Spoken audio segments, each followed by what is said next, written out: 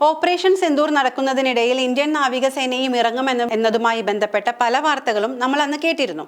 എന്നാൽ ഇത് ശരിവയ്ക്കുന്ന റിപ്പോർട്ടുകളാണ് ഇപ്പോൾ പുറത്തു വന്നിരിക്കുന്നത്. പാകിസ്ഥാന്റെ ഉള്ളിൽ മിസൈൽ ആക്രമണത്തിന് നാവികസേനയ്ക്കും നിർദ്ദേശം ലഭിച്ചിരുന്നതായി സൈനിക വൃത്തങ്ങളെ ഉദ്ധരിച്ച് NDTV റിപ്പോർട്ട് ചെയ്യുന്നു. എന്നാൽ ആക്രമണത്തിനുള്ള അവസാന നിർദ്ദേശം നാവികസേനയ്ക്ക് ലഭിച്ചതുമില്ല. പാകിസ്ഥാനിലെ ലക്ഷ്യങ്ങൾ തകർക്കാനായുള്ള തയ്യാറെടുപ്പുകളും നാവികസേന നടത്തിയിരുന്നു. പാക് നാവികസേനയുടെ കപ്പലുകളും തുറമുഖങ്ങളിലെ അന്തർവാഹിനികളും ലക്ഷ്യത്തിൽ ഉൾപ്പെടുന്നുണ്ട്. സമ്പൂർണമായ ആക്രമണത്തിന് തൊട്ടടുത്തായിരുന്നു ഇന്ത്യൻ നാവികസേനയെന്നാണ് റിപ്പോർട്ടിൽ പറയുന്നത്.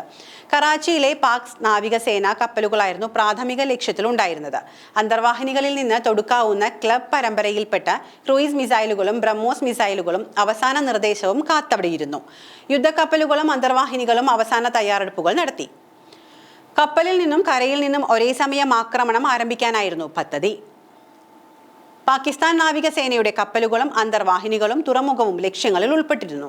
ബ്രഹ്മോസ് മിസൈലുകളും അന്തർവാഹിനിയിൽ നിന്ന് വിക്ഷേപിക്കാവുന്ന ക്രൂയിസ് മിസൈലുകളും ഉപയോഗിച്ച് ആക്രമണം നടത്താനുള്ള തയ്യാറെടുപ്പുകളും ഇന്ത്യൻ നാവികസേന നടത്തിയിരുന്നു. നാവികസേനയ്ക്ക് വെടിവെക്കാനുള്ള ഉത്തരവ് ലഭിച്ചുവെങ്കിൽ പാക് യുദ്ധക്കപ്പലുകളടക്കം ലക്ഷ്യത്തിൽ പെടുമായിരുന്നു.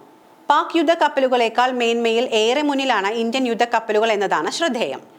കരയിൽ നിന്ന് വിക്ഷേപിക്കാവുന്ന നാവികസേനയുടെ പ്രഹരശേഷി കൂടിയ ആയുധങ്ങളുടെ ലക്ഷ്യം ഭീകര ക്യാമ്പുകൾ തന്നെയായിരുന്നു. ഇന്ത്യൻ യുദ്ധക്കപ്പലുകളുടെ ആക്രമണം സംഭവിച്ചിരുന്നെങ്കിൽ പാകിസ്ഥാന്റെ തുറമുഖങ്ങൾ നാമാവശേഷമാകുമായിരുന്നു. MiG-29K ഫൈറ്റർ ജെറ്റുകളും ആക്രമണത്തിന് സന്നദ്ധമായിരുന്നു. ജെറ്റുകളുടെ ആക്രമണ ലക്ഷ്യവും നിർണ്ണയിക്കപ്പെട്ടിരുന്നു. മെയ് 6-7 ദിവസങ്ങളിൽ ഇന്ത്യൻ സായുധ സേന നടത്തിയ വ്യോമ മിസൈൽ ആക്രമണങ്ങളുടെ പരമ്പരയായിരുന്നു ഓപ്പറേഷൻ സിന്ദൂർ. 9 പാകിസ്ഥാൻ തീവ്രവാദ അടിസ്ഥാന സൗകര്യ കേന്ദ്രങ്ങളെ ലക്ഷ്യം വെച്ചായിരുന്നു ഇത്. 2025 ഏപ്രിൽ 22-ന് പെഹൽഗാമിൽ നടന്ന ഭീകരാക്രമണത്തിൽ 26 സാധാരണക്കാർ വെടിയേറ്റ് മരിച്ചതിന്റെ തിരിച്ചടിയായാണ് ഇന്ത്യ പാകിസ്ഥാനിൽ സിന്ദൂർ എന്ന പേരിൽ ആക്രമണം അഴിച്ചുവിട്ടത്.